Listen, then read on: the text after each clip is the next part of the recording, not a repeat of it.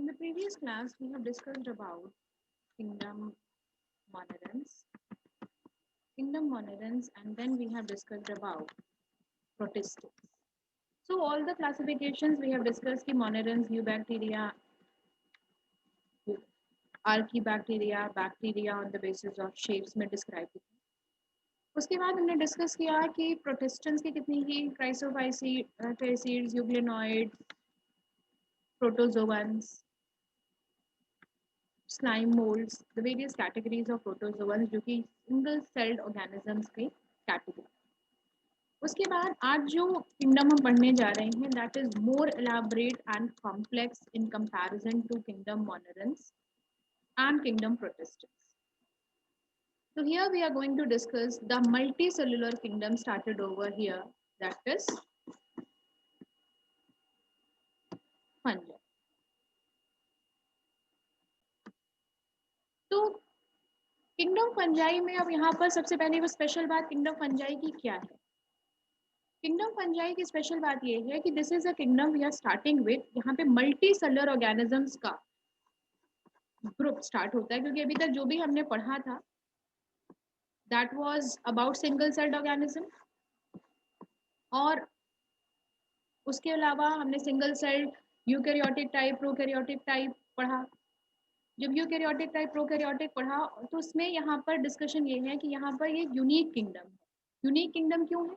क्योंकि यहाँ पर यूनिक किंगडम जिसकी हम बात कर रहे हैं कि ये कॉन्स्टिट्यूट करता है सब मल्टीसेलुलर कैटेगरी का और हेट्रोट्रॉफिक ऑर्गेनिज्म, यानी कि कौन से ऑर्गेनिजम्स जो हेट्रोट्रॉफिक इन नेचर है. हेट्रोट्रॉफिक का मतलब यहाँ पर ये है कि जो अपना खाना खुद नहीं बना सकते हैं. द यूनिक फीचर जो इन्हें प्लांट किंगडम से अलग करता है और एनिमल किंगडम में आता है. तो यहाँ पर जस्ट अ मिनट.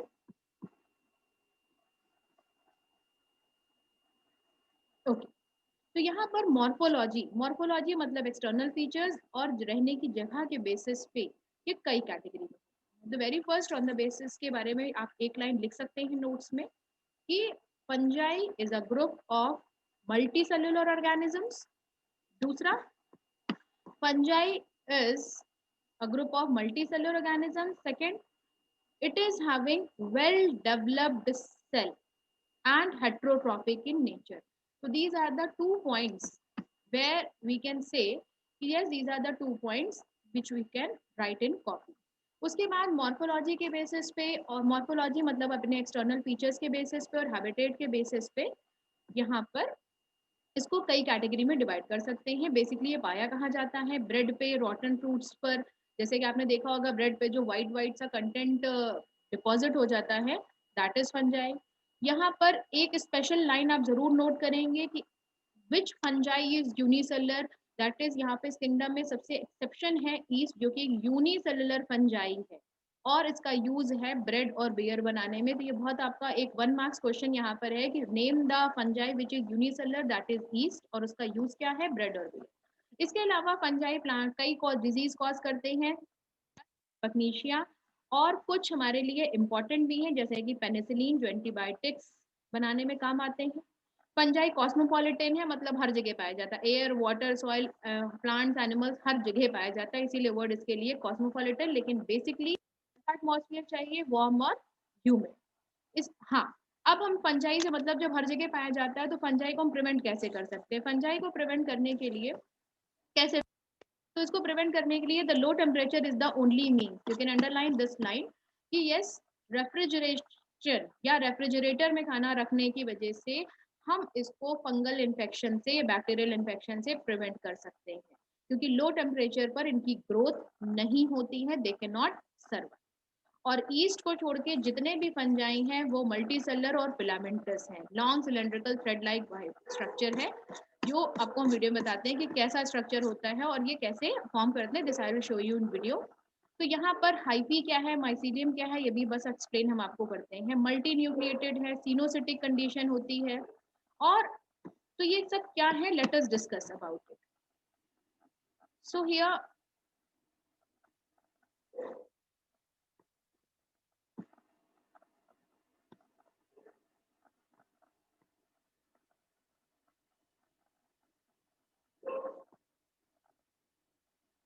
में हमने आप है कि फंजाई एक ऐसा ऑर्गेनिजम्स है जो मल्टी सेलर यहाँ से रेंज स्टार्ट होती है और वेल डेवलप्ड है। वेल डेवलप्ड है और कहाँ पे पाया जाएगा? ह्यूमिड एटमॉस्फेयर में, और ह्यूमिड एटमॉस्फेयर में और कहाँ पाया जाएगा? वार्म। तो यहाँ पर ये सारी चीजें जब हमने डिस्कस की तो ह्यूमिड और हॉट एटमॉस्फेयर में पाया जाता है, लेकिन इसके स्ट्रक्चर के बारे में, ये long cylindrical thread like structure है इस तरीके, and at the terminal end it will have small ball like structure. This is known as hyphae. इसे कहते हैं हाइफी। अब ये जो हाइफी है ये आपको दिखाई दे रहा होगा, अगर यहाँ पर ये जो हाइफी है ये सिंगल थ्रेड लाइक स्ट्रक्चर है यूजुअली ऐसे, और अगर ऐसे डिवीजन यहाँ पर है, ये जो डॉट्स हैं ये न्यूक्लियस। अगर इस तरीके से ये डिवीजन है, मैं और एलाबोरेट करके बताती हूँ, ये मैं थोड़ा सा थिक बना दे रही हूँ लेकिन ये बिल्कुल थिन होता है धागे नुमा। अगर इस तरीके से ये डिवीजन प्रेजेंट है, एक स्टिफ काइटिनस डिवीजन, इसे कहते हैं सेप्टा, जो एक सेल को दूसरे से सेपरेट करते हैं, सेप्टा, और ये हर सेल का न्यूक्लियस। अगर सेप्टा प्रेजेंट है तो इसे कहते हैं सेप्टेट हाइफी, मतलब सेप्टा के साथ। लेकिन अगर ये डिवीजन नहीं है तो यहाँ पे ऐसा लग रहा है कि कई सारे न्यूक्लियस एक साथ प्रेजेंट है, अलग अलग हर न्यूक्लियस एक सेल को रिप्रेजेंट कर रहा है, और सेप्टा ना होने की वजह से ऐसा लगता है कि यहाँ पर कोई डिवीजन नहीं है, बहुत सारे न्यूक्लियस एक जगह प्रेजेंट है। इसी कंडीशन को कहते हैं coenocytic. This is coenocytic condition. Coenocytic मतलब मल्टी न्यूक्लिएट। सेप्टा ना होने की वजह से यहाँ पर ये सीनोसिटिक कंडीशन कहलाते हैं। तो यहाँ पे कुछ फंजाई जो भी हम पढ़ेंगे आगे कैटेगरी में, कुछ फंजाई होंगे सेप्टेट और कुछ फंजाई होंगे सीनोसिटिक, मतलब उनमें सेप्टा नहीं होगा। So here this was the common features. अब ये हाइफी है, मतलब ऐसे ये जो थ्रेड लाइक स्ट्रक्चर है ये इस तरीके से प्रेजेंट होते हैं। कभी ब्रेड पर देखा होगा व्हाइट व्हाइट सा जो डिपोजिशन होता है, कभी उसे लाइट में देखो तो ऐसा लगता है बहुत सारे धागे उलझे हुए हैं। हर एक धागे को अगर हम माइक्रोस्कोप पे ऑब्जर्व करेंगे तो इस तरीके से नजर आएगा। जब ये अपने पूरी मेच्योरिटी को ऑब्टेन कर लेता है, यानी कि पूरी लाइफ साइकिल पूरी कर लेता है, तो अपने एंड पर एक बॉल लाइक स्ट्रक्चर डेवलप करता है। इस बॉल लाइक स्ट्रक्चर को कहते हैं स्पोरेंजिया, जो क्लास 10th में शायद पढ़ा होगा वेजिटेटिव प्रोपगेशन में, स्पोरेंजियोफोर के जरिए भी कुछ ऑर्गेनिज्म में रिप्रोडक्शन होता है। तो ये स्पोरेंजिया डेवलप करता है, और इस स्पोरेंजिया में यहाँ पर बहुत सारे डॉट लाइक स्पोर्स है। तो जब ये अपनी लाइफ साइकिल पूरी कर लेंगे तो ये स्पोरेंजिया बर्स्ट हो जाता है, और इसके अंदर जो छोटे छोटे से डॉट लाइक स्ट्रक्चर है, स्पोर्स हैं, वो क्या होंगे?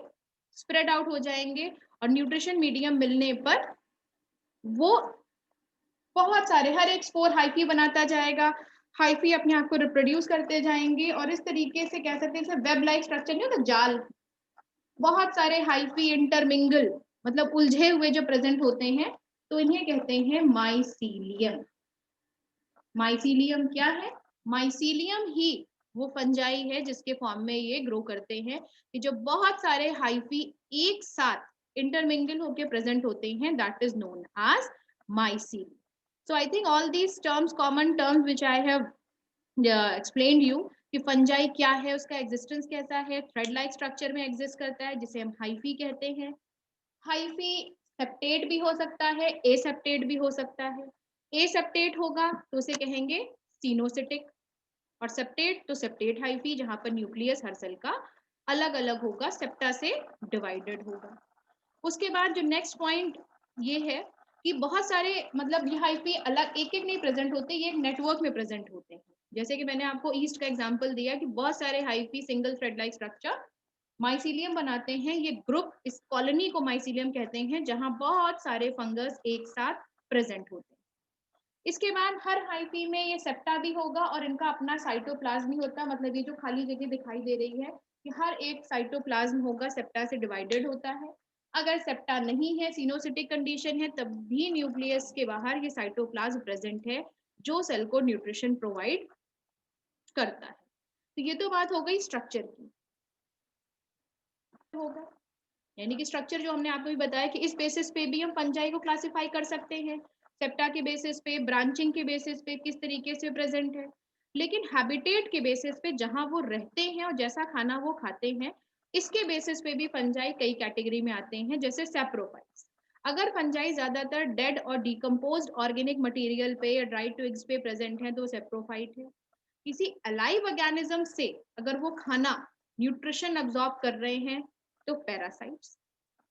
फंजाई का एक बहुत इंपॉर्टेंट एग्जिस्टेंस है सिम्बायोटिक में, जो हम लोअर क्लासेस में पढ़ भी चुके हैं।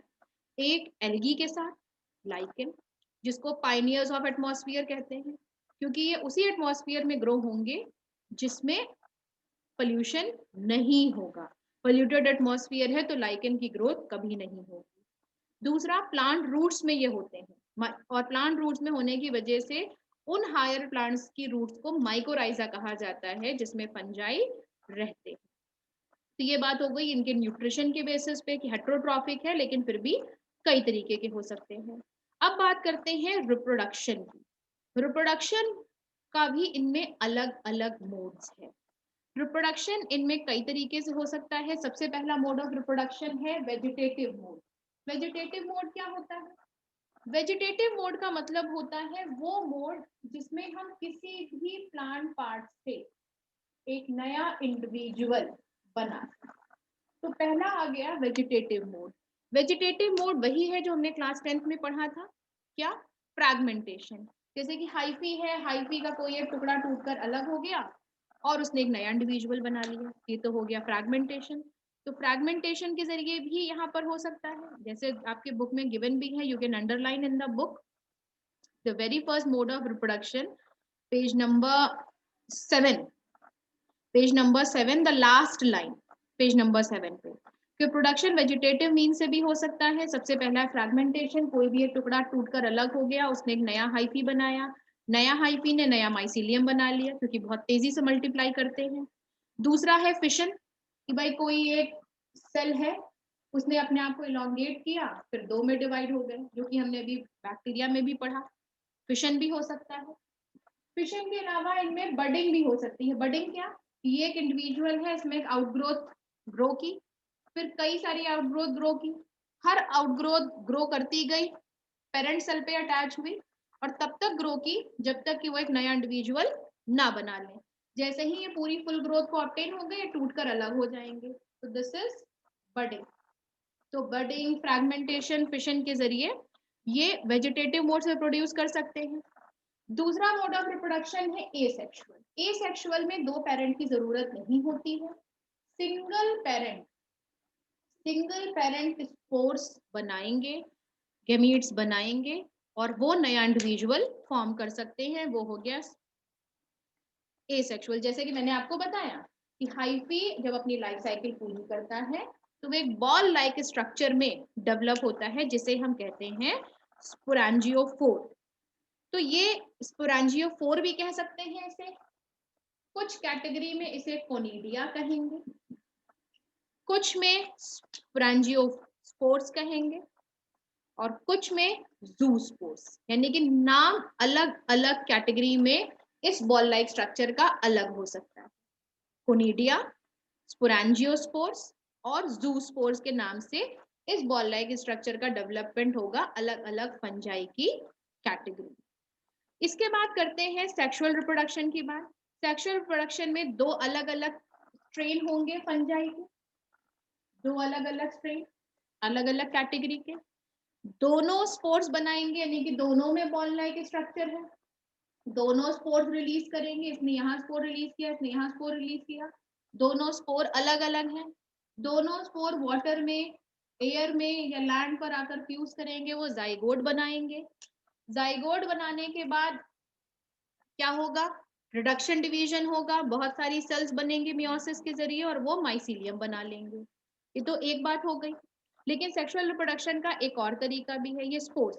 एक तो हमने स्पोर्स का बताया, ये दोनों स्ट्रेन अलग अलग होंगे, तो जो स्पोर प्रोड्यूस कर रहे हैं, इन स्पोर का नाम ऊस्पोर्स भी हो सकता है, एस्कोस्पोर्स भी हो सकता है और बेसिडियोस्पोर्स भी हो सकता है। अलग अलग फंजाई की कैटेगरी में इन स्पोर्स का नाम अलग अलग होगा। Again I am repeating, oospores, ascospores, basidiospores। ये आइसोगेमस भी हो सकते हैं। आइसोगेमस का मतलब दोनों बिल्कुल एक जैसे शेप और साइज में। एनाइसोगेमस भी हो सकते हैं, मतलब एक छोटा एक बड़ा, साइज अलग अलग। मोटाइल भी हो सकते हैं, मतलब फ्लैजिला के साथ भी हो सकते हैं, और नॉन मोटाइल भी हो सकते हैं, बिना फ्लैजिला के भी एयर या वाटर के थ्रू ट्रैवल कर सकते हैं। तो यहाँ पर जो अब यहाँ पे जो फ्रूटिंग बॉडी है, फ्रूटिंग बॉडी इनकी अलग अलग में अलग अलग नाम होगा, जैसे कि आपका एस्कोस्पोर के लिए एस्कोकार, बेसिडियोस्पोर के लिए बेसिडियोकार, ऊस्पोर के लिए ओकार, या सिंपल आपका स्पोरेंजिया। तो यहाँ पे डिस्टिंक्ट फीचर्स के बेसिस पे फ्रूटिंग बॉडी मतलब यही, ये बॉल लाइक स्ट्रक्चर, ये फ्रूटिंग बॉडी है, इनका अलग अलग है। अब फ्रूटिंग बॉडी में जो सेक्सुअल रिप्रोडक्शन होगा वो मेनली 3 स्टेप में होता है। I'm on page number 8। 3 step में क्या है? सबसे पहले ये जो स्पोर बने हैं, ये 2 स्पोर हैं। इन दोनों स्पोर का प्रोटोप्लाज्म न्यूक्लियस के साथ है। इन दोनों स्पोर का प्रोटोप्लाज्म मोटाइल गैमीट या नॉन मोटाइल गैमीट का फ्यूज करके इस तरीके से प्रोटोप्लाज्म फ्यूज हो जाएगा। जब प्रोटोप्लाज्म फ्यूज हो गया तो इसे कहते हैं प्लाज्मोगेमी, क्योंकि प्रोटोप्लाज्म फ्यूज हुआ। प्रोटोप्लाज्म फ्यूज होने के बाद अब इन दोनों के न्यूक्लियस फ्यूज करेंगे और एक बड़ा सा न्यूक्लियस बन जाएगा, यानी कि प्लाज्मोगेमी, प्लाज्मोगेमी के बाद कैरियोगेमी, ये हो गया कैरियोगेमी। यहाँ पर कैरियोगेमी में डिप्लॉयड स्टेट आ गई, मतलब 2n state, 23 pairs of chromosome वाली स्टेट, डिप्लॉयड स्टेट आ गई। लेकिन फंजाई तो हैप्लॉइड होते हैं। तो यहाँ पे कैरियोगेमी के बाद होगा रिडक्शन डिवीजन, यानी कि ये जो जाइगोट है ये कैरियोगेमी के बाद बना। अब रिडक्शन डिवीजन होगा, रिडक्शन डिवीजन में जो सेल्स बनेंगी ये हैप्लॉइड बनेंगी, यानी कि हाफ नंबर ऑफ क्रोमोसोम की बनेंगी। और फिर ये रिडक्शन डिवीजन होता जाएगा, हर एक हैप्लॉइड सेल हाइफी बनाती जाएगी और ये हाइफी धीरे धीरे अपना माइसीलियम बनाते जाएंगे। तो इस तरीके से इनमें सेक्सुअल रिप्रोडक्शन होगा, यानी कि यहाँ पर पहले डाइकैरियन स्टेज आएगी। डाइकैरियन स्टेज का मतलब डिप्लॉयड सेल, और उसके बाद डाइकैरियन स्टेज या डाइकैरियो फेज के बाद रिडक्शन डिवीजन होगा, जो कि इनमें एन यानी कि हैप्लॉइड सेल्स बनाते जाएंगे जो पेरेंट सेल्स से डेवलप हुए हैं और अपना माइसीलियम कंप्लीटली डेवलप कर लेंगे। तो इस तरीके से इनमें सेक्सुअल रिप्रोडक्शन होगा। अब ये था एक शॉर्ट क्लासिफिकेशन फंजाई का, और कह सकते हैं कि कैरेक्टरिस्टिक फीचर्स। अब इन कैरेक्टरिस्टिक फीचर्स के बाद हमें पढ़ना है स्पेसिफिक कैटेगराइजेशन। रिपीट करते हैं सारे फीचर्स को कि फंजाई क्या है। फंजाई वो कैटेगरी है जिनमें हेट्रोट्रॉफिक ऑर्गेनिजम्स होंगे, सारे मल्टी सेलर होंगे सिर्फ एक एक्सेप्शन के साथ, ईस्ट। उनमें मॉर्फोलॉजी और हैबिटेट के बेसिस पे अलग अलग फंजाई हो सकते हैं, कुछ डिजीज कॉजिंग जैसे कि रस्ट कॉजिंग डिजीज पकनीशिया, तो कुछ यूजफुल हो सकते हैं जैसे कि पेनिसिलियम। तो पेनिसिलियम हमें एंटीबायोटिक्स प्रोवाइड करता है। ये वार्म और ह्यूमिड कंडीशन में बहुत तेजी से मल्टीप्लाई करते हैं। इनको रोकने का सिर्फ एक ही तरीका है कि हम रेफ्रिजरेशन में खाना रखें, जो कि हमें फंजाई इन्फेक्शन या बैक्टीरियल इन्फेक्शन से बचाएगा। कॉस्मोपॉलिटन होते हैं, हर जगह पाए जाएंगे सिवाय लो टेम्परेचर के। एग्जिस्टेंस कैसे होता है इनका? एग्जिस्टेंस इनका long cylinder thread like structure में होता है, जिसे हम हाइफी कहते हैं। ये सेप्टेट हो सकते हैं, एसेप्टेट हो सकते हैं। एसेप्टेट होंगे तो सिनोसिटिक यानी कि मल्टी न्यूक्लिएट कंडीशन आएगी, जो कि अभी हमने आपको एक्सप्लेन किया था। ठीक, उसके बाद हैबिटेट के बेसिस पे भी कई कैटेगरी, सैप्रोफिटिक हो सकते हैं, पैरासिटिक हो सकते हैं। सिम्बायोटिक के 2 इंपॉर्टेंट रिलेशन अभी हमने आपको बताए, that was lichens and mycorrhiza. इसके बाद रिप्रोडक्शन भी इनमें तीनों कैटेगरी का होगा, वेजिटेटिव, एसेक्सुअल एंड सेक्सुअल। और जो सेक्सुअल होगा वो 3 स्टेप में होगा, पहले प्लाज्मोगेमी, फिर कैरियोगेमी जिसमें डाइकैरियो फेज आएगी, 2n स्टेज आएगी। इसके बाद रिडक्शन डिवीजन जो कि हैप्लॉइड सेल्स देंगे और वो आगे चल के पूरा माइसीलियम बना सकते।